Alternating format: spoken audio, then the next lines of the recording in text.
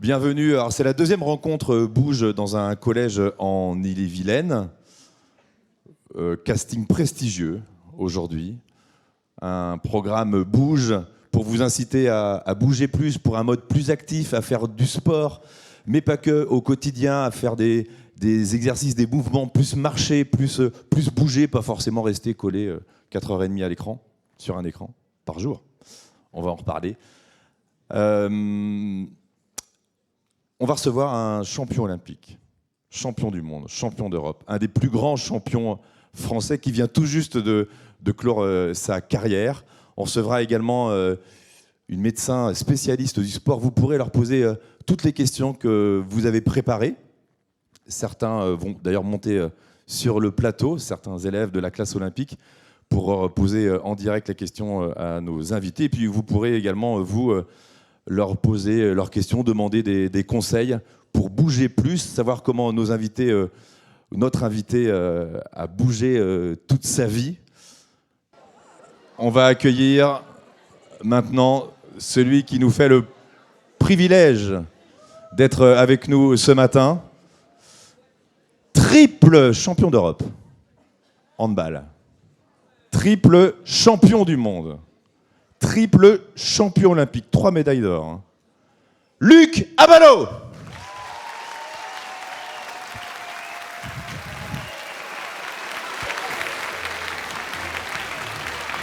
Ça va ?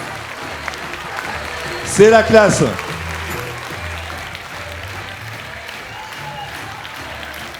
Merci, merci.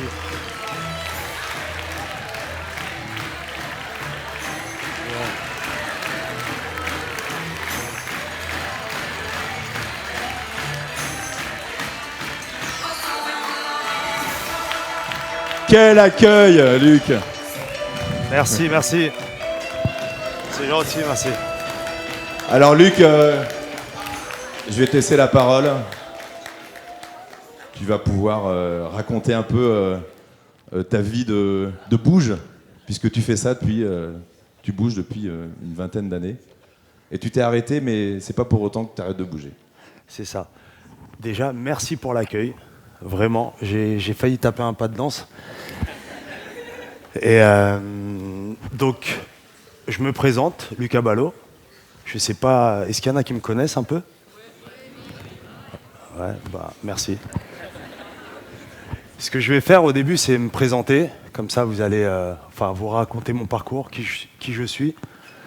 Et ensuite, vous parler de sport, de ma pratique, de ce que j'aime faire.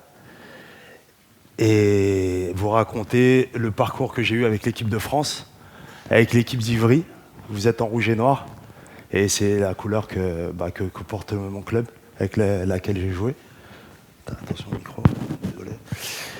Du coup, ça me fait plaisir de vous voir tous en rouge et noir. Ça me fait plaisir d'être là. Et donc voilà, je commence. Donc j'ai commencé le hand à 14 ans. On passe une étape quand même. Hein. Bon, je suis né à Ivry-sur-Seine. J'ai commencé le hand à 14 ans, très tard. Avant de faire du hand, j'étais très, très actif. Très actif. C'est le but un peu du talk d'aujourd'hui. Donc je vais vous parler beaucoup d'activité. J'étais très actif. Donc j'ai commencé le hand à 14 ans et ça s'est très bien passé parce que j'étais très actif. Et Ivry, c'est une ville qui respire le handball. Donc en gros, c'est une ville dans laquelle il y a eu des grands joueurs qui sont passés. Et quand j'ai commencé le hand, j'ai eu la chance d'être entraîné et encadré par des super coachs. Et du coup, à 16 ans, j'étais déjà au super haut niveau. J'ai joué très tôt au haut niveau, en D1.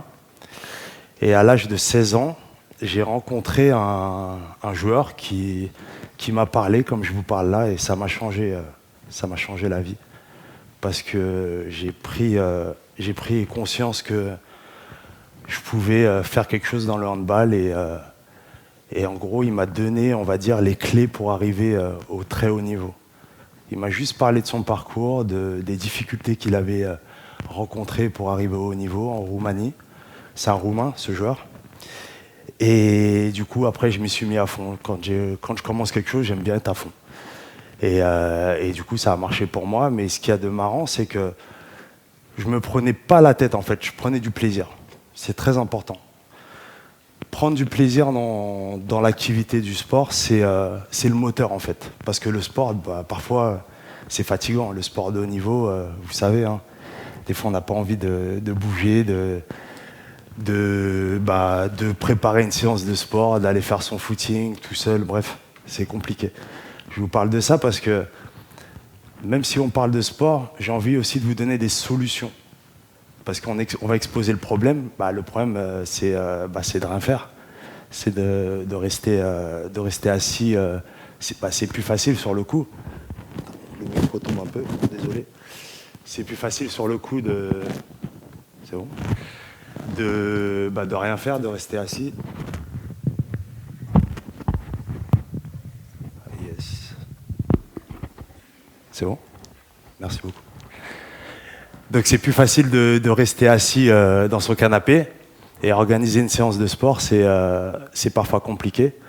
Donc une des premières solutions déjà, faites du sport avec vos amis. C'est un moment convivial, le sport. Pourquoi tu rigoles ? C'est ce que vous faites déjà peut-être, d'organiser des trucs entre vous. Et elle est là la notion de plaisir. C'est des moments qui sont inoubliables. Moi, aujourd'hui, j'ai 38 ans. Et ce que je retiens de ma carrière, c'est pas le fait d'avoir gagné des titres, en réalité. C'est l'expérience humaine qu'il y a eu à côté de tout ça. Donc ça, c'est super important. Ensuite, à l'âge de... après les 16 ans, j'ai joué à Ivry pendant 8 ans. J'ai joué à Ivry pendant 8 ans. Pendant ces 8 ans, j'ai intégré l'équipe de France. J'étais en équipe de France jeune, espoir, tout ça. Et très tôt, j'ai intégré l'équipe de France. Donc je vais vous raconter un peu le parcours que j'ai eu en équipe de France. Je pense que c'est le parcours le plus intéressant, limite. En équipe de France, quand je suis arrivé, pareil, j'étais dans cette notion de plaisir. J'étais un peu foufou. Je me prenais pas la tête. Et ça a marché pour moi. Pareil, pas de stress. Je suis arrivé... Je m'amusais, je prenais ce qu'il y avait à prendre. Si je jouais, tant mieux. Si je jouais pas, c'était pas grave. Et surtout, je m'amusais. Donc avec cette équipe de France, en 2006, on a gagné le premier championnat d'Europe pour la France. Et à partir de là, j'avais vraiment mes deux pieds dans cette équipe. Du coup, 2008, on gagne les Jeux Olympiques. Premiers Jeux Olympiques aussi.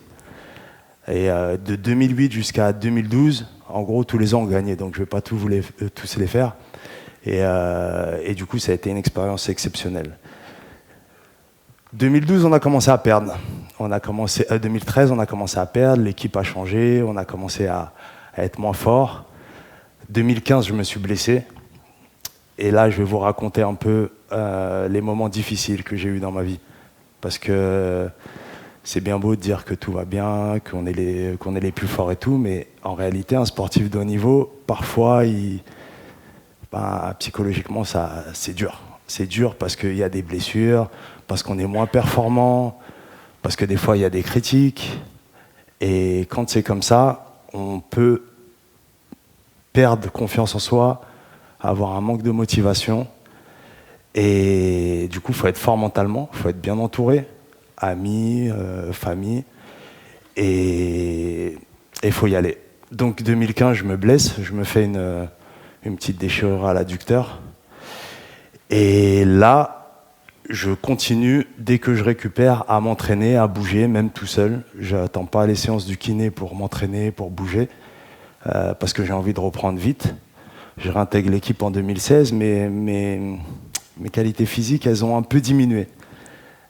Un tout petit peu, hein, de 2%. Mais je sens la différence. 2017 arrive un coach qui était avant mon coéquipier. Bon, ça reste entre nous. Hein.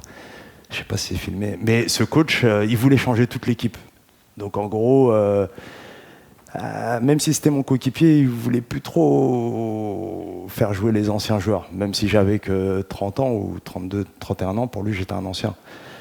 Et la difficulté de ça, elle devient psychologique, c'est qu'il nous met en concurrence. Donc c'est important de vous parler de ça parce que je sais que inconsciemment, on est tous un peu en concurrence dans nos têtes En réalité, la concurrence, ça n'existe pas. Il faut donner le meilleur de soi-même toujours, pas se prendre la tête et prendre ce qu'il y a à prendre, comme je disais tout à l'heure. Mais inconsciemment, des fois, on se met en concurrence avec les autres et ça, on le vit mal. Bref, ça peut être un autre sujet, ça, mais c'est pas le sujet du jour. Mais tout ça pour vous dire que des fois, ça dépendait pas de moi. Ils me faisaient pas jouer, ils me faisaient moins jouer. Et là, je commençais à moins m'entraîner. C'est pour ça que je vous raconte tout ça. Parce que du coup, comme dans ma tête, j'avais lâché, je m'entraînais un peu moins. Donc, j'ai dû, à un moment donné, puisque mes qualités physiques et du coup techniques, mon niveau de jeu commençait à baisser, j'ai dû me redonner un coup de boost psychologique en me disant, même à côté des entraînements, tu vas faire tes exercices. Tu prends une balle. Je prenais une balle, j'allais le dimanche matin et dehors, il y avait à Ivry, il y a une sorte de grand terrain avec des murs tagués, bref, un truc un peu, pas un super truc, mais un peu à l'ancienne. Et je prenais ma balle et je lançais la balle toute la matinée. Et je courais, je bougeais au max pour arriver à l'entraînement et être au-dessus des autres. Bon, des histoires comme ça, vous en avez vu peut-être plein sur Internet de sportifs qui vous disent qu'il faut faire plus. Mais en réalité, c'est la vérité. Surtout, il faut faire plus quand notre corps commence à baisser un peu. Il faut se faire un peu violence. Et bon, bref, du coup, je suis revenu au niveau.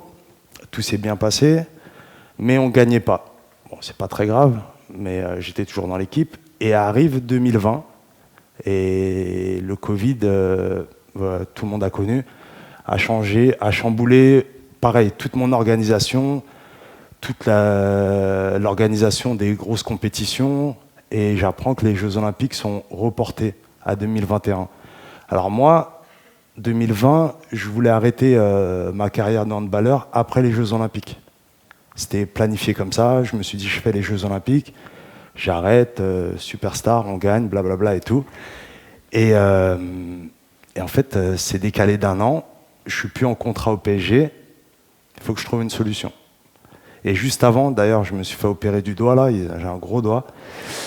Juste avant, je me luxe le doigt et je suis chez moi. Bref, je suis chez moi, j'ai plus de club. Je ne sais pas si je vais jouer les Jeux Olympiques, c'était mon rêve. Enfin, tout change. Donc, ce que j'ai fait, c'est que pendant tout le confinement, j'étais chez moi à me prendre la tête. J'avais plus de motivation. Je suis resté dans mon canapé, je regardais des séries, je ne suis pas allé faire mes footings, je ne suis pas allé faire mes séances. Et en réalité, j'avais plus de club. Et je ne savais pas si j'allais rester en équipe de France parce qu'il y a eu un changement de coach. Bon, le nouveau coach, il m'aimait bien. Donc ça va. Mais, je sais pas, il peut se dire, bah, Luc, il a plus de club, il est sur la fin. Et la difficulté pour moi, c'était de me remettre en activité, de bouger. Donc je l'ai refait encore une fois. Je me suis bougé, j'ai fait mes propres plannings, mes propres programmes. J'allais même sur YouTube des fois, alors qu'on a des préparateurs physiques, mais parce que je voulais bien faire les choses. Et là, je trouve un club en Norvège. Donc le Covid, c'était en mars, la Norvège, c'était en septembre. J'arrive en Norvège, je suis hors forme. En plus, j'étais dans le club où... Bref, c'est des machines là-bas. Je me suis jamais autant entraîné de ma vie. C'était très marrant. Et je galérais. Même si je m'étais entraîné à côté, j'ai galéré. Mais j'étais un peu content quand même parce que j'avais pas rien fait. Mais j'étais encore hors forme. Donc de septembre à décembre, ça a commencé à revenir. Je retrouve mon meilleur niveau en décembre. On part au championnat du monde en janvier 2021 avec l'équipe de France. C'était en Égypte. Là, j'habitais en Norvège. Hein. Donc, je prends l'avion. À cause du Covid, vous saviez, les avions, c'était toujours compliqué. Il y avait des retards. Les escales, c'était compliqué. Donc, des fois, au lieu de faire l'escale, vu que l'avion était en retard, tu devais dormir à l'hôtel pour prendre l'avion d'après. Bref, c'était des fois pour faire des trajets avant qui nous prenaient 4 heures. Ça me prenait 2 jours. Et donc, c'était des moments très durs. Et on joue le championnat du monde en Égypte. Je rentre en Norvège en février. Pareil, je ne peux plus rentrer en Norvège parce que Covid, les frontières sont fermées pour les non-résidents. En réalité, même si je jouais en Norvège, je n'étais pas résident. Je n'habitais pas là-bas vraiment, enfin sur le papier. C'est un truc de fiscalité, je vous expliquerai un autre jour. Et du coup, je suis en Norvège. J'arrive à la douane. Ils me disent non, vous pouvez pas rentrer. Donc là, je vous dis sincèrement, c'est la première fois que je raconte cette histoire à des étrangers. Enfin, maintenant, c'est la famille, hein, Rennes. Et je commence à pleurer. Vraiment, là, tout sort. Je suis fatigué. La fatigue. Et rien que vous racontez ça, ça me met les larmes aux yeux.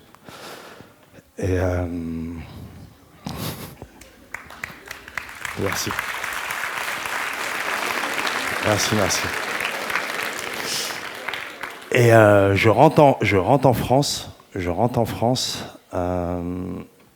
Pareil, 2021, donc les jeux étaient reportés au 2021. Je ne sais pas si je vais jouer les jeux. J'ai pas de club. Je voulais bien terminer, je peux pas, je sais pas. Et j'appelle le coach, Guillaume Gilles maintenant. Et en gros, je lui dis est-ce que tu as confiance en moi? Il me dit oui. C'était un ancien coéquipier, donc ça m'a vraiment touché. Donc à partir du moment où il me dit oui, pareil, je me suis remis à travailler. Et moi, il faut savoir que pendant ma carrière d'handballeur, j'ai monté un studio photo à Ivry, dans un entrepôt. En gros, on a fait des travaux et je l'ai transformé en studio. Et là, il y avait beaucoup à faire, il y avait beaucoup à travailler. Donc en fait, je me réveillais tous les jours à 7h du matin. Le studio était à 10 minutes de chez moi. Je me réveillais tous les jours à 7h du matin, je travaillais au studio, j'allais faire ma séance de sport. Franchement, je finissais mes journées, il était 21h30. Et j'ai fait ça pendant 4 mois. Je suis arrivé aux Jeux Olympiques. Je me suis dit, on ne perd pas ces Jeux. C'est impossible. On a fait une compétition difficile, pareil. Et le jour de la finale, moi, je ne pouvais pas perdre. C'était sûr. Dans ma tête, aujourd'hui, que je joue bien, même si je jouais mal, j'allais tout faire pour que les autres jouent encore moins bien que moi. Donc c'était ça l'idée. Mais j'ai vu que j'avais besoin de mes coéquipiers. Je suis allé voir tout le monde et je leur ai dit, les gars, aujourd'hui, on ne perd pas. Et tout le monde a une sorte de... Parce qu'il faut savoir qu'on était en finale contre les Danois, et les Danois, ils faisaient une compétition parfaite. C'était magnifique, ça jouait bien, les passes, tout parfait. Nous, nous c'est la France, on gagne un peu des fois à l'arrache. C'est pas très beau, mais on gagne. On gagne avec le cœur. Donc là, il fallait jouer avec le cœur. Et on joue ce match avec le cœur, vraiment, et on gagne le match. Et là, je décide de terminer ma carrière. Et ça a été vraiment la plus belle expérience de ma vie. Parce que on l'a gagné dans la difficulté. Et je vous raconte tout ça pour vous dire que le mouvement, le fait de se bouger, le fait de donner et de faire l'effort des fois quand on n'a pas envie, va vous permettre un jour d'avoir cette sensation de... C'est pas de gratitude, la gratitude, cette sensation de... Voilà, une récompense. Je vous dis ça parce que des fois, vous allez vivre des moments, vous êtes jeune, moi aussi, j'ai que 18 ans. Vous allez vivre des moments où vous n'allez pas avoir envie. Et je vous promets que si vous bougez, ça va payer. Et voilà, aujourd'hui, le thème, c'est le sport, le mouvement. Et il faut savoir que quand j'étais dans mon studio photo et que je bougeais, il y a des jours où je ne m'entraînais pas. Hein. Mais le fait de bouger, le fait de porter des cartons, de peindre, c'est con, hein. Juste ce mouvement, d'être actif tout le temps, ça m'a maintenu en forme. Parce que c'est pour ça que je vous ai parlé de problèmes, mais maintenant, c'est les solutions.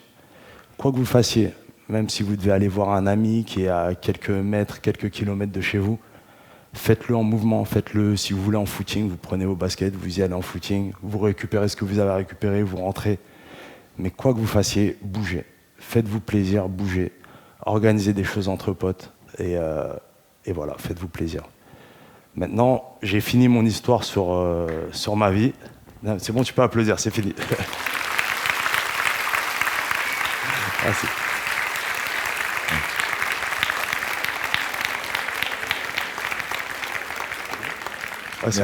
Merci Luc. T'as oublié des passages, hein? J'ai oublié des passages. Après, Tokyo. J'ai parlé de Tokyo. Ah, ma vie à Tokyo. Ouais. Ah, ma vie à Tokyo. Le dernier club, c'était quand même Tokyo. Ma vie à Tokyo, pour parler de justement. Mais franchement, c'est entre le début du Covid et là, parce que j'ai arrêté le hand il y a un mois officiellement, j'ai eu que des coupures dans ma carrière. Et j'aurais pu vous raconter aussi la période Tokyo. Je suis arrivé dans un club en fait où qui est un club pour eux, c'est professionnel, mais en fait c'est semi-professionnel. Ça veut dire que des fois on avait des longues coupures. J'avais des 1 mois et demi où j'avais pas d'entraînement. Au début, je trouvais ça bien parce que ça faisait un peu des vacances. Mais pareil, je perdais toutes mes qualités, tout ce qui me faisait de moi un bon handballeur. Et pareil, là-bas, j'ai dû lutter avec moi-même pour rester en forme. Mais après, à côté de ça, c'était une super expérience parce que vu que je travaille aussi le après-handball, j'ai pu étudier. Donc pareil, je passais des journées, je commençais à bosser de 9h du mat. J'étudie en ligne. Je suis dans une école en ligne. Donc, une école de quoi? Ils veulent savoir. Je vais faire de la gestion de patrimoine. Ouais. Alors attends, photographe, peintre, Ouais. entrepreneur, gestion de patrimoine. Non, mais en fait, moi j'ai toujours voulu être peintre. Depuis petit, avant même de faire du hand, je faisais du dessin, de la peinture. Et j'ai fait une école d'art appliqué pendant que j'étais à Ivry. Donc je peins beaucoup, je fais de la photo, j'ai appris en autodidacte. Et juste avant ma fin de carrière, la fédération de handball me propose une formation. Ils me disent, bon, on te paye ta formation, on accompagne nos sportifs, qu'est-ce que tu veux faire? J'allais pas refaire une école d'art appliqué. Donc je me suis dit, aujourd'hui, si je gagne de l'argent en faisant de la peinture, il faut que j'apprenne à le gérer. Donc il faut que j'apprenne le monde de l'argent, de la finance. Donc j'ai regardé ce qu'il y avait autour de la finance et je me suis dit que gestionnaire de patrimoine, ça serait bien aussi pour accompagner les handballeurs moi je sais qu'à 20 ans, j'aurais aimé avoir quelqu'un de confiance qui me conseille sur les placements que je peux faire, les dépenses à pas faire et les bonnes dépenses. Donc je me suis dit que j'aimerais bien travailler dans le monde du handball ou du sport autour de la finance. Et les vêtements que tu portes aujourd'hui, tu les as trouvés où? Ça pareil, c'est ma marque de vêtements. Voilà, il a aussi une marque de vêtements, donc qui s'appelle LAN. Ouais. LAN, ça veut dire Luca Ballo 19, parce que j'ai joué avec le 19 toute ma vie. Et voilà, j'ai aussi ce truc un peu autour de la marque de vêtements, mais j'allais pas vous en parler parce que je veux pas faire de la pub, mais mais non, ouais, j'essaie de faire plein de choses. Et du coup, c'est vrai que ça demande. C'est pour ça que quand je vous parle de mouvement, sincèrement, je bouge énormément. Et je prends beaucoup de plaisir pour moi. Pour moi, c'est pas du travail en fait. J'adore ça. J'arrive là en fin de journée, je suis fatigué, mais par contre, je dors bien. Moi, il faut pas me parler d'insomnie. Hein. Je dors 10 heures par nuit et franchement, je taffe toute la journée. Et j'adore ça. Quand tu avais leur âge, là, 4e, 3e, quel souvenir tu as des cours de PS au collège? Moi, c'était le meilleur cours de ma vie. Hein. J'adorais ça. J'adorais le PS et surtout que j'avais un prof qui était super. Je pense que c'est important aussi d'être bien accompagné, d'avoir des gens, des tuteurs des profs qui nous donnent envie de prendre du plaisir en fait. C'était facile. Sincèrement, moi l'école, j'adore ça. Hein. J'adore ça. Du coup, et les cours de PS? Les cours de PS, c'était un peu au-dessus du lot déjà? Même pas. Ah oui, un truc que j'ai oublié de vous dire. En réalité, moi, je n'aime pas le sport à la base. Sincèrement. Ça se voit un petit peu. Non, c'est vrai. C'est vrai, c'est important de savoir. Moi, je ne suis pas du tout le sport. Je regarde pas le sport à la télé. Mais une fois que je me mets à courir, à m'amuser avec mes potes, c'est plus du sport en fait.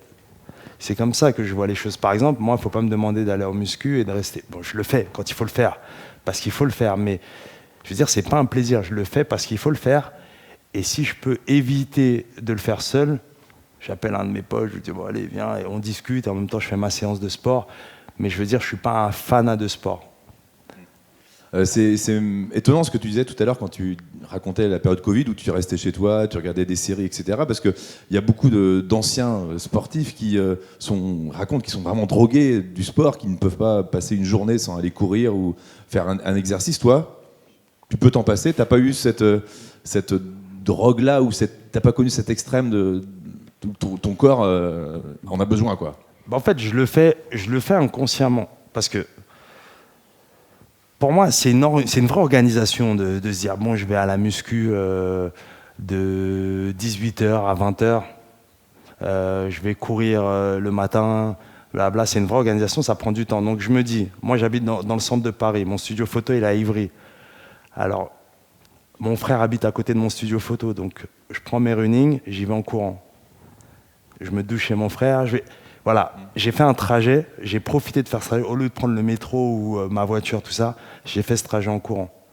Je me douche chez mon frère, je vais au studio photo. Je reviens en métro, par contre, faut pas abuser, tu vois. mais voilà, c'est ce genre de truc-là. Dans mon studio photo, j'ai des poids. Tu vois, je parle avec mon pote, je suis là, ça me fait mon mouvement, en fait. Dès que je peux, souvent j'ai des trucs aussi pour muscler les mains. C'est sur ma table, je suis là, je bouge. Voilà, dès que je peux faire un truc en bougeant, je le fais. J'ai des cartons des fois, parce que dans mon studio photo, il y a un étage. Des fois, il y a des cartons à monter, parce qu'il y a ma marque c'est aussi le stock pour ma marque de vêtements. J'ai des cartons à monter. Je prends le carton, je fais une flexion, hop, je m'amuse, je descends comme ça. J'essaie de. C'est un mode de vie. C'est un mode de vie. C'est un truc que j'intègre. Je suis un gars sur Insta qui s'amuse à faire ça. Il s'amuse, il prend le truc dans sa machine, il ouvre son four, il fait ça, tu vois, il est droit, c'est marrant. Mais en réalité, si on peut l'intégrer à notre quotidien, c'est nickel. Merci Luc, on va poursuivre la discussion avec 3 élèves qui vont... tu peux t'asseoir, tu peux te mettre ici. Ouais, okay. Voilà. 3 élèves, alors je vais les appeler. Maëlys Guédon, qui est en 4e, qui participe à la classe olympique. Paloma Colliou, classe olympique, membre de la web radio, journaliste, badge journaliste, attention. Paloma et Anquiel Delaunay. Alors Anquiel, c'est le handballeur de service. Je vous donne un micro. Tu te mets où tu veux, Anquiel. T'es arbitre ? Jeune arbitre ? J'ai passé les tests, mais faut dire à Luc. Ouais, j'ai passé les tests, mais je les ai pas loupés, mais presque. Mais je les ai pas loupés, hein, mais voilà quoi. Ouais, mais alors, tu étais arbitre ou pas alors ? Pas encore. Presque. D'accord. Pas encore, okay. Pas encore. Et puis Docteur Chat qui est avec nous également, Sophie Chat, médecin, spécialiste du sport. Bonjour. Merci Sophie d'être avec nous. Je vais démarrer avec vous, docteur. Vous n'avez pas de micro ? Regardez, hop, le orange, il est pour vous. Programme bouge. Pourquoi faut-il bouger ? Pourquoi doivent-ils bouger ? Bonjour à tous. Alors pourquoi faut-il bouger ? Luc a donné déjà pas mal d'informations. On va y revenir au fur et à mesure. Mais alors j'avais prévu une petite illustration qui ne doit pas être décryptée. Hein, l'image est floue, mais elle est volontairement choisie comme ça.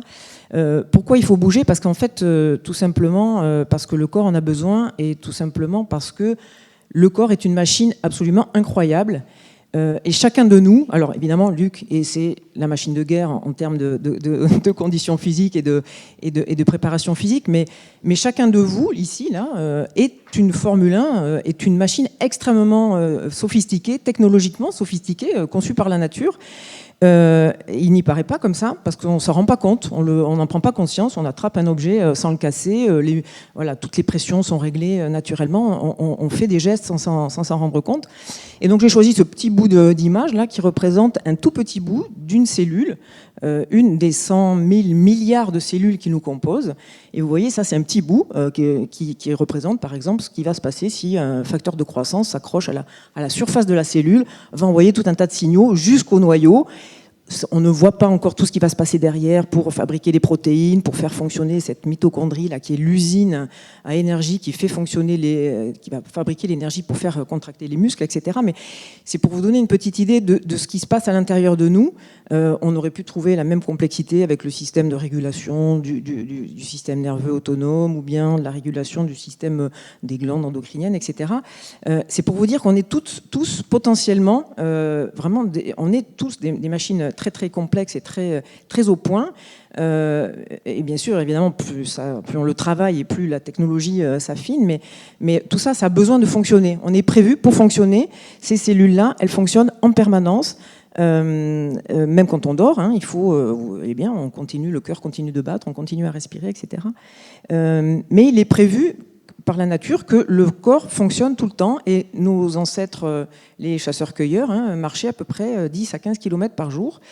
Et notre corps est encore prévu pour fonctionner comme ça. C'est-à-dire que notre génome n'a quasiment pas évolué par rapport à nos ancêtres de l'époque préhistorique, alors que notre mode de vie a été complètement bouleversé. En 50-60 ans, qu'est-ce qui s'est passé? Il y a la voiture, il y a l'électricité, il y a maintenant ces écrans qui envahissent nos vies, qui font qu'on est devenu extrêmement sédentaire, inactif. On passe énormément de temps assis, alors que notre génome n'a pas évolué et que nos cellules doivent encore fonctionner comme ça. Et ce qui est prévu, c'est que le muscle, les cellules fonctionnent en permanence, attirent le sucre qui circule dans le sang, le fassent rentrer, le transforme ici au niveau de la mitochondrie. Si on ne fonctionne pas, si on reste assis, tout ça se dérègle. Le sucre va s'accumuler dans le sang, les lipides aussi. Et on peut mesurer ces effets-là très facilement. Là, on est à peu près 300. Si je prends un tiers de la salle, une centaine de personnes, je vous dis de rester assis 3 heures. Une autre partie, je vais vous demander de marcher 1 minute toutes les heures, par exemple. Et puis la troisième partie, vous allez marcher 5 minutes toutes les 30 minutes. Eh bien, on va voir que dans la première partie de la salle, au bout de ces 3 heures, on aura la tension artérielle qui monte, le sucre dans le sang qui monte, les lipides aussi. Alors que dans cette moitié-là, qui a marché 1 minute toutes les heures, la tension artérielle sera déjà un peu plus basse. Et puis les troisièmes auront une tension artérielle un peu plus basse et en plus un sucre dans le sang qui sera diminué. C'est pour vous expliquer qu'en fait, on est prévu pour ça. On n'est pas du tout prévu pour rester des heures assis comme on le fait maintenant, comme notre vie nous amène à le faire, parce que sinon tout se dérègle. Et la conséquence, c'est l'apparition de tout un tas de maladies, ce que l'Organisation mondiale pour la santé appelle les maladies non transmissibles, qui sont les maladies du monde moderne, avec les maladies cardiovasculaires, le diabète de type 2 qui est lié à la résistance à l'insuline, qui est lié au fait qu'on a trop de sucre ou trop de tissu adipeux dans le corps, et les cancers, l'explosion du nombre de cancers, y compris chez les jeunes, est liée à notre mode de vie, éventuellement à la nourriture aussi, mais à ce mode de vie sédentaire, parce que quand tout se détraque, ça se détraque vraiment au cœur des cellules, ça peut créer des mutations, etc., et donc favoriser l'apparition de cancers, ce qui explique pourquoi on voit de plus en plus de cancers chez les jeunes. Et voilà. Et avec ces maladies-là, on a à peu près 70% de la mortalité dans le monde à cause de notre mode de vie qui fait qu'on ne bouge plus assez dans une journée. Donc on a bien compris les conséquences quand on ne bouge pas. Et qu'est-ce qui se passe quand on bouge alors ? Alors quand on bouge, il y a une autre image qui doit venir normalement, qui n'est pas forcément beaucoup plus lisible pour vous, mais c'est juste une illustration, ça donne une idée un peu de ce qui se passe. C'est qu'en fait, quand on est en mouvement, il y a une sorte de feu d'artifice qui se produit, comme vous l'avez fait tout à l'heure en lançant les ballons, en propulsant les ballons. Il y a un feu d'artifice. Le corps fabrique ce qu'on appelle des myokines, des cytokines fabriquées par le muscle, qui vont inonder l'organisme et qui vont avoir un effet positif en stimulant tout un tas de choses. Le renforcement de l'os, l'absorption du sucre dans le sang, la dilatation des vaisseaux. C'est un effet anti-inflammatoire aussi, parce que ce qu'il faut savoir, c'est que quand on est trop sédentaire, toutes les molécules qui, elles, viennent du tissu adipeux, qu'on appelle les adipokines, vont créer un état inflammatoire dans tout le corps, dans tous les tissus, qui va abîmer les vaisseaux, du cerveau, du cœur, etc. À l'inverse, là, si je bouge, je ne vais pas fabriquer des protéines anti-inflammatoires. Et puis, il y en a certaines, Luc l'a dit tout à l'heure avec l'effet sur le cerveau, le mental, etc. Il y a ici une molécule, ce qu'on appelle le BDNF, qui va favoriser le travail cérébral. Et donc, il suffit de se mettre en mouvement pour déclencher le travail du cerveau et pour justement donner des idées, être créatif. Il y a beaucoup de créatifs qui disent ou d'ingénieurs qui disent que quand je suis bloqué sur un sujet, en fait, je vais marcher ou je vais faire mon footing. Et en fait, pendant ce temps-là, le cerveau fonctionne. Cette molécule-là permet aux neurones de mieux se connecter, de mieux fonctionner, et les idées viennent, et ce qui explique pourquoi on est mieux concentré après avoir fait un peu de sport, mais même avoir bougé un tout petit peu quelques minutes. Pourquoi ça fonctionne mieux ? Parce que toutes ces molécules-là sont sécrétées, et en fait le médicament, il est dans notre corps. On dit le sport est un médicament, mais c'est parce que c'est nous qui fabriquons notre propre médicament à partir du moment où on se met en mouvement. Et la définition de l'activité physique, c'est ça, hein, ce sont les mouvements créés par la contraction des muscles. Donc il suffit de bouger, comme on l'a fait avec le ballon. Il suffit de bouger en se baissant pour ramasser les cartons, etc. Se forcer à créer du mouvement, c'est ce qui va avoir un effet extrêmement positif sur tout l'organisme. Alors, est-ce qu'en 2023, les jeunes font-ils assez d'activité physique ? Alors malheureusement, les constats sont assez dramatiques. Hein. C'était déjà pas bon avant le Covid, mais depuis le Covid, ça s'est précipité.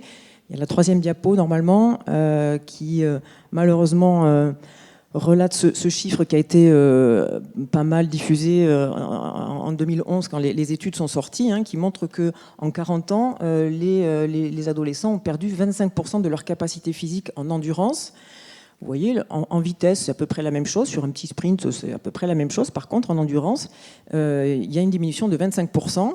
Il y a des mesures qui ont été faites sur la force musculaire, l'endurance musculaire, donc la capacité musculaire qui montre à peu près la même chose chez des enfants de 10 ans. Tout s'est effondré en 20 ans, s'est effondré d'un quart à peu près.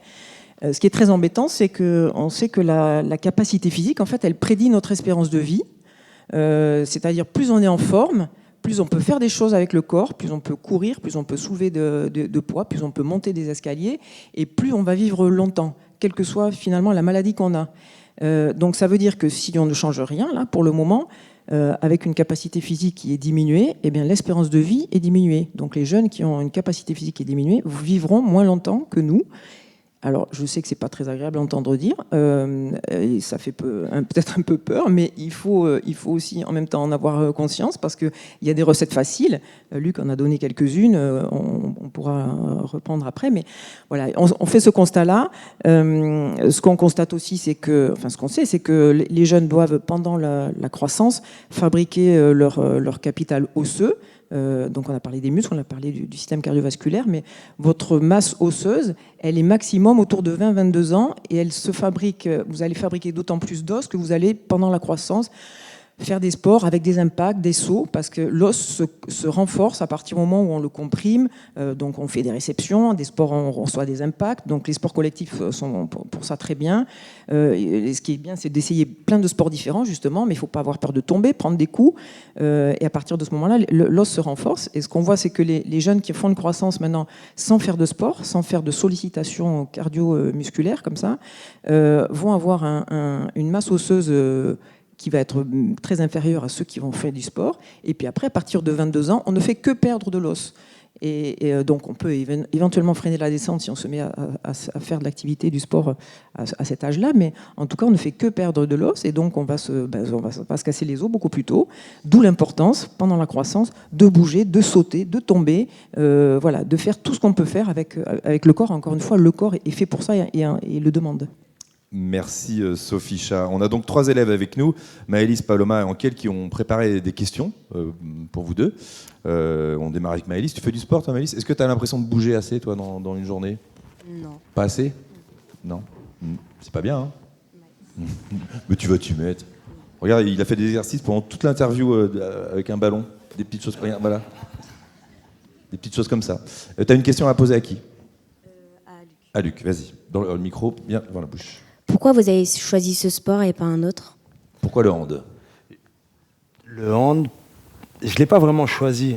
Comme je disais avant, Ivry, c'est une ville qui est dans le handball depuis peut-être maintenant 70 ans.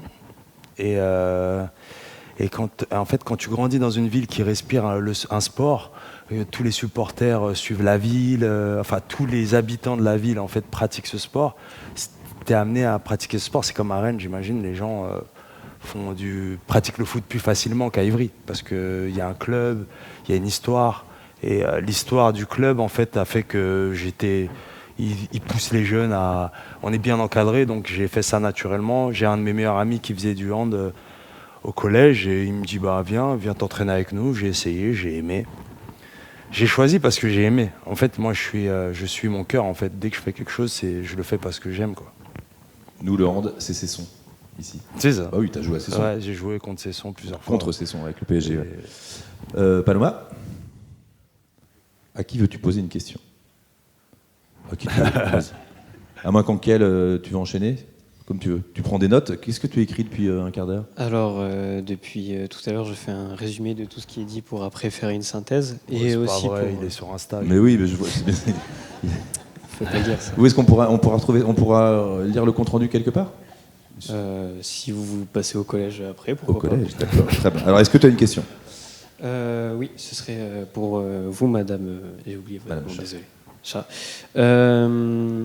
On observe un ralentissement des activités physiques des gens de notre âge, mais pourquoi vous nous avez parlé des écrans, mais il n'y a pas d'autres raisons qui feraient ça?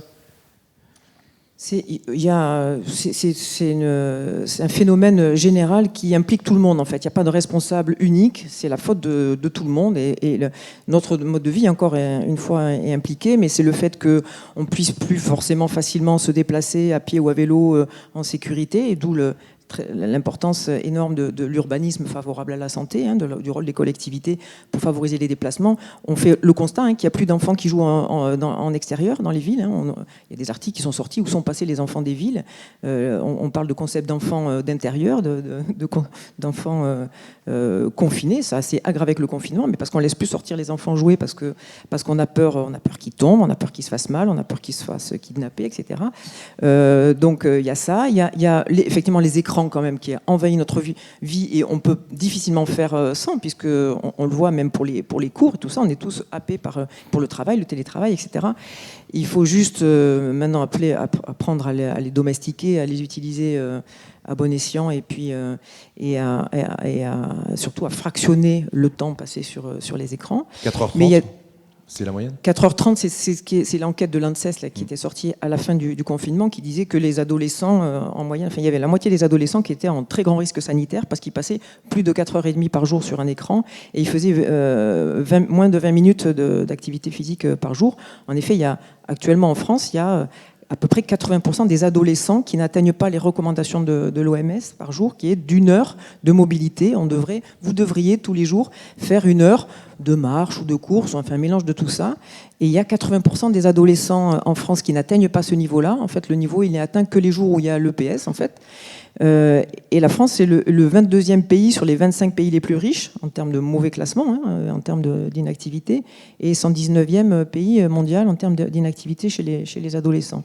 Donc c'est la faute de tout le monde, c'est aussi la responsabilité des parents qui doivent sortir avec leurs enfants, leur dire allez, ce week-end on va marcher, on va se promener en ville, on va marcher en forêt, mais effectivement la solution de facilité, c'est l'humain est un peu programmé pour ça. La solution de facilité, c'est je reste immobile parce que je ne m'économise. Du coup, c'est peut-être ancestralement calculé comme ça chez les chasseurs-cueilleurs, parce qu'à partir du moment où on avait de quoi manger, etc., on pouvait se reposer et il n'y avait pas besoin d'aller chasser inutilement.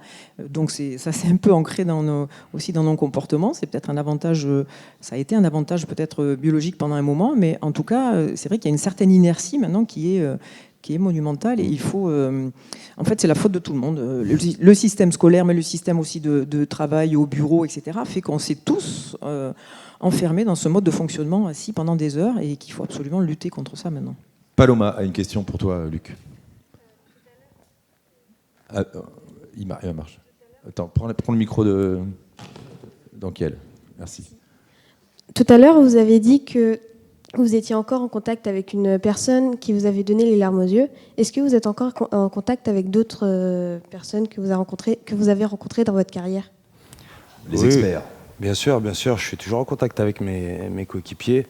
On ne s'écrit pas tous les jours, mais on essaye de se donner des nouvelles régulièrement et se rendre visite et faire du sport ensemble. Ceux qui sont sur Paris, je les vois souvent. Là, je suis rentré il n'y a qu'un mois du Japon, mais là, rien que dimanche, il y a eu un événement organisé par la Fédération française de handball à Rouen.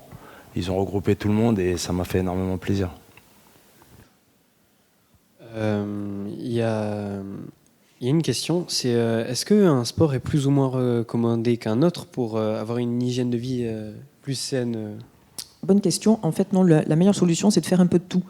Parce que, comme je le disais tout à l'heure, il faut travailler à peu près toutes les compétences. Donc, il y a l'endurance, évidemment, il y a la force musculaire, mais il y a l'équilibre, il y a la coordination, etc. Donc, pendant la croissance, en fait, jusqu'à 20 ans, on a intérêt à essayer plein de choses différentes.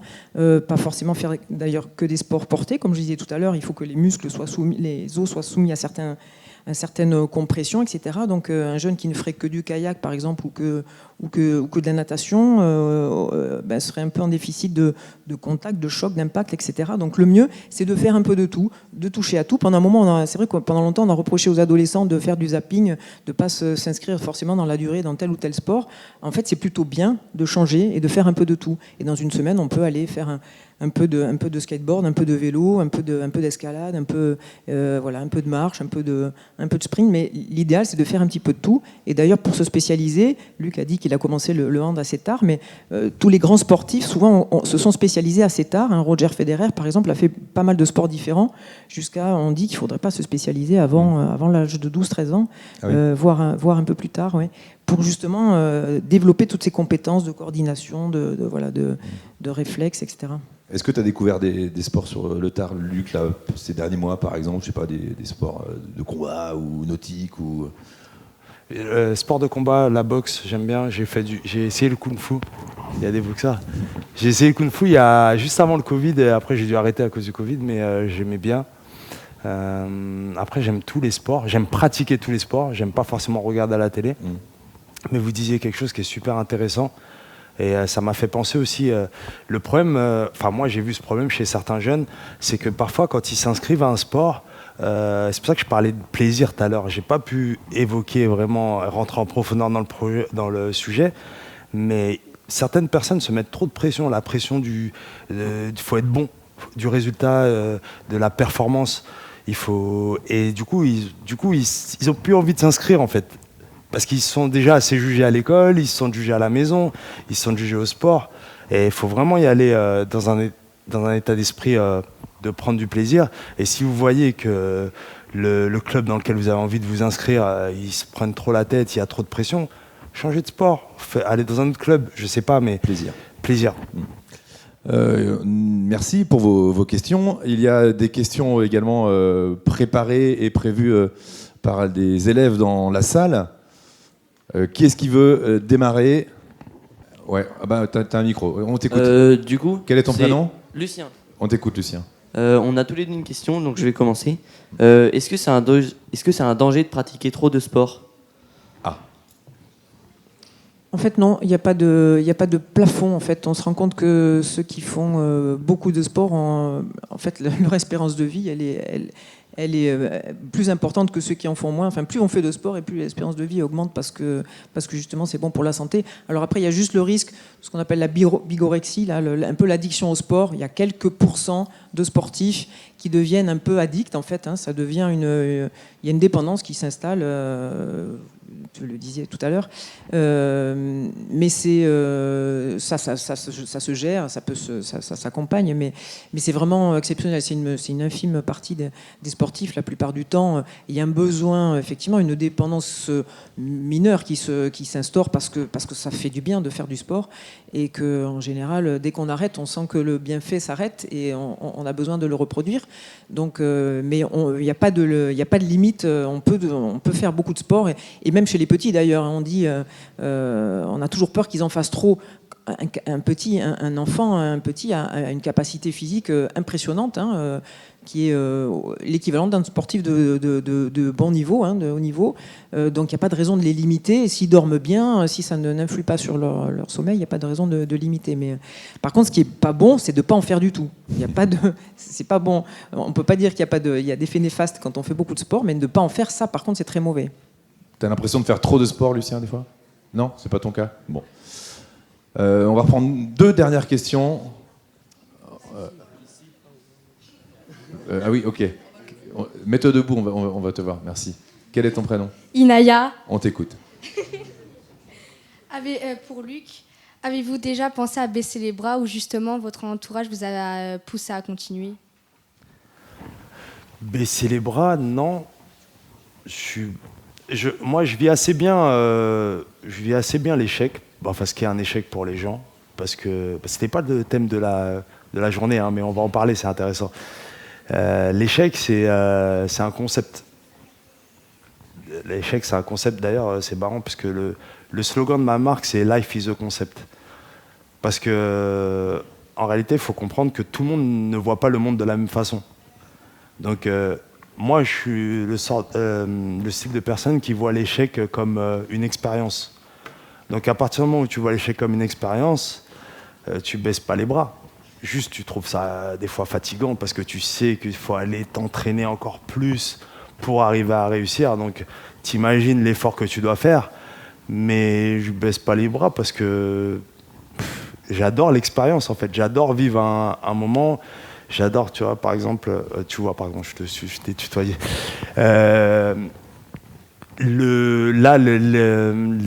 L'épreuve que j'ai en ce moment, c'est de me remettre à étudier.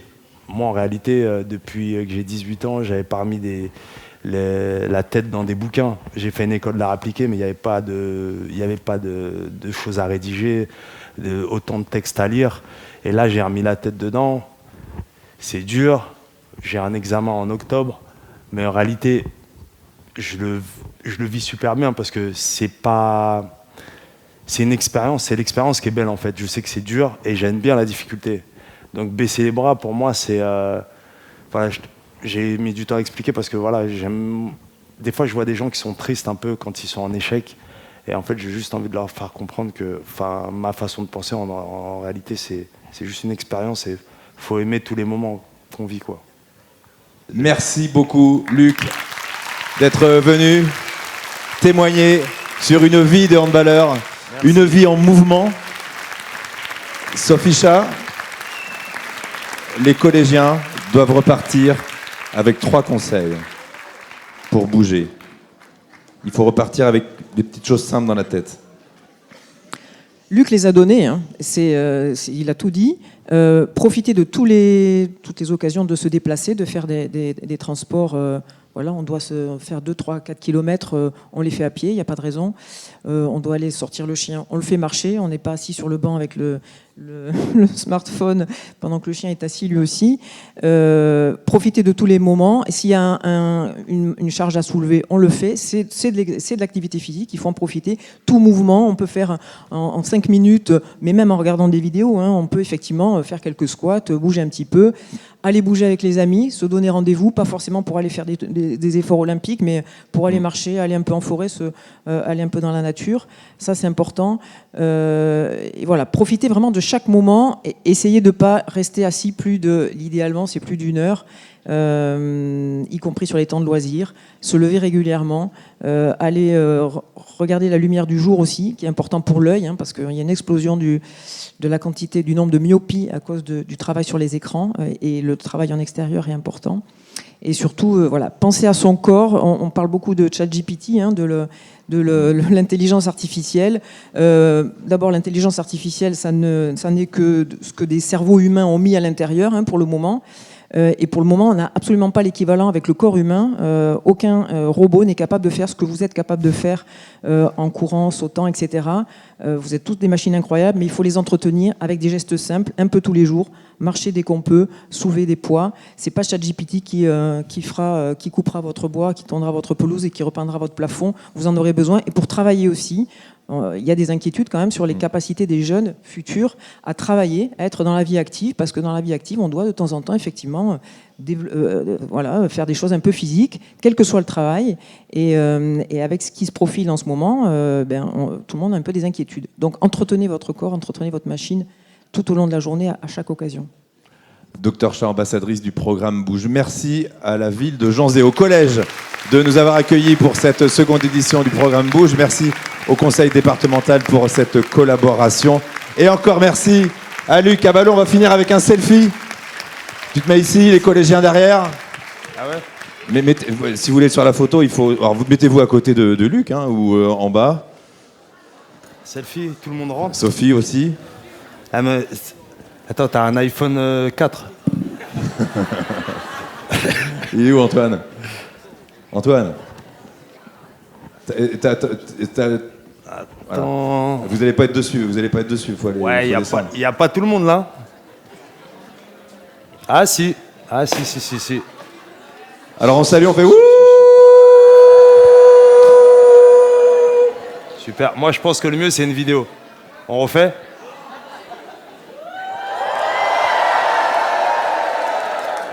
Yes. Super. Merci à vous Merci pour à votre vous. attention, c'était super. Merci. Et bougez. Merci de m'avoir écouté.